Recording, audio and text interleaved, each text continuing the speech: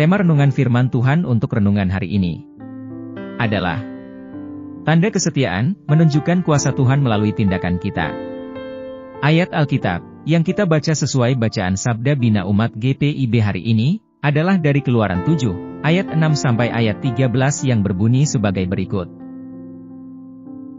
Demikianlah diperbuat Musa dan Harun, seperti yang diperintahkan Tuhan kepada mereka, demikianlah diperbuat mereka. Adapun Musa 80 tahun umurnya dan Harun 83 tahun, ketika mereka berbicara kepada Firaun. Dan Tuhan berfirman kepada Musa dan Harun, apabila Firaun berkata kepada kamu, tunjukkanlah suatu mukjizat, maka haruslah kau katakan kepada Harun. Ambillah tongkatmu dan lemparkanlah itu di depan Firaun. Maka tongkat itu akan menjadi ular. Musa dan Harun pergi menghadap Firaun, lalu mereka berbuat seperti yang diperintahkan Tuhan. Harun melemparkan tongkatnya di depan Firaun dan para pegawainya, maka tongkat itu menjadi ular. Kemudian Firaun pun memanggil orang-orang berilmu dan ahli-ahli sihir, dan mereka pun, ahli-ahli Mesir itu, membuat yang demikian juga dengan ilmu mantera mereka. Masing-masing mereka melemparkan tongkatnya, dan tongkat-tongkat itu menjadi ular, tetapi tongkat Harun menelan tongkat-tongkat mereka. Tetapi hati Firaun berkeras, sehingga tidak mau mendengarkan mereka keduanya seperti yang telah difirmankan Tuhan. Demikian pembacaan Alkitab. Haleluya. Saudara-saudari buah hati Allah, hari ini, kita akan merenungkan satu bagian dari Alkitab, yaitu dari Keluaran 7, ayat 6 sampai ayat 13, di mana narasinya menggambarkan awal konfrontasi Musa dan Harun dengan Firaun, untuk menuntut pembebasan orang Israel. Dengan bertindak sesuai perintah Tuhan, Musa dan Harun melakukan mukjizat dengan mengubah tongkat Harun menjadi ular.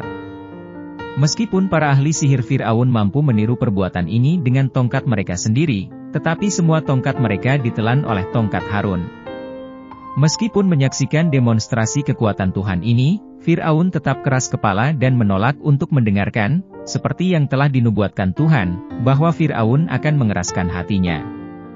Bagian ini menyoroti tampilan awal kekuatan ilahi, dan pengerasan hati Firaun, yang menyiapkan panggung untuk tulah-tulah berikutnya. Poin-poin utama adalah demonstrasi kedaulatan Tuhan, perlawanan dari kesombongan dan kekuatan manusia, dan awal dari serangkaian peristiwa yang pada akhirnya akan mengarah pada pembebasan orang Israel. Apa pesan Tuhan untuk kita saat ini, dan apa yang harus kita terapkan dalam kehidupan kita sehari-hari? Saat ini, kita menghadapi berbagai tantangan dalam keluarga, tempat kerja, gereja, dan masyarakat. Tantangan-tantangan ini dapat menguji iman dan komitmen kita terhadap perintah-perintah Tuhan. Kisah Musa dan Harun menjadi contoh yang kuat tentang bagaimana kita dapat menunjukkan kesetiaan kepada Tuhan melalui tindakan kita, bahkan ketika menghadapi penolakan atau keraguan. Apa pelajaran yang dapat kita petik dan strategi dalam mewujudkannya? Kepatuhan Musa dan Harun yang tak tergoyahkan terhadap perintah Tuhan, meskipun tugas yang dihadapi berat, menyoroti pentingnya mengikuti petunjuk Tuhan dalam kehidupan kita pribadi. Kita harus berkomitmen untuk menaati firman Tuhan dalam segala situasi, percaya pada hikmat dan rencananya. Sama seperti tongkat Harun menelan tongkat para penyihir, kita harus berdiri teguh dalam iman kita, mengetahui bahwa kuasa Tuhan melampaui semua otoritas dan pertentangan manusia. Ini membutuhkan keberanian dan keyakinan, terutama dalam lingkungan di mana keyakinan kita mungkin ditantang. Tindakan kita harus secara konsisten mencerminkan karakter Tuhan. Baik di rumah, di tempat kerja, di gereja, atau di masyarakat, menunjukkan kejujuran, kasih sayang, dan kesetiaan berfungsi sebagai bukti kehadiran Tuhan dalam hidup kita. Dengan menjalankan nilai-nilai ini, kita menunjukkan kuasa dan kasih Tuhan kepada orang-orang di sekitar kita. Tindakan Musa dan Harun merupakan tanda kuasa Allah bagi orang Israel dan orang Mesir. Demikian pula dengan tindakan kita yang setia, dapat menjadi saksi bagi orang lain, yang mengilhami mereka untuk mengenali pengaruh Allah dalam kehidupan mereka sendiri. Kita harus mencari kesempatan untuk bertindak dengan cara yang memuliakan Allah dan membuat kehadirannya dikenal. Kesimpulannya, bagian ini mengajarkan kita pelajaran berharga tentang bagaimana tindakan kita, yang berakar pada iman dan ketaatan, dapat mengungkapkan kuasa Tuhan dalam setiap aspek kehidupan kita. Di dunia kontemporer kita, di mana tantangan dan pertentangan merajalela, kita dipanggil untuk menunjukkan kesetiaan kita kepada Allah melalui tindakan kita. Dengan menaati firman Tuhan, berdiri teguh dalam iman, bertindak dengan integritas, dan menjadi saksi kuasa Allah, kita dapat menyatakan kehadiran Allah dalam setiap aspek kehidupan kita.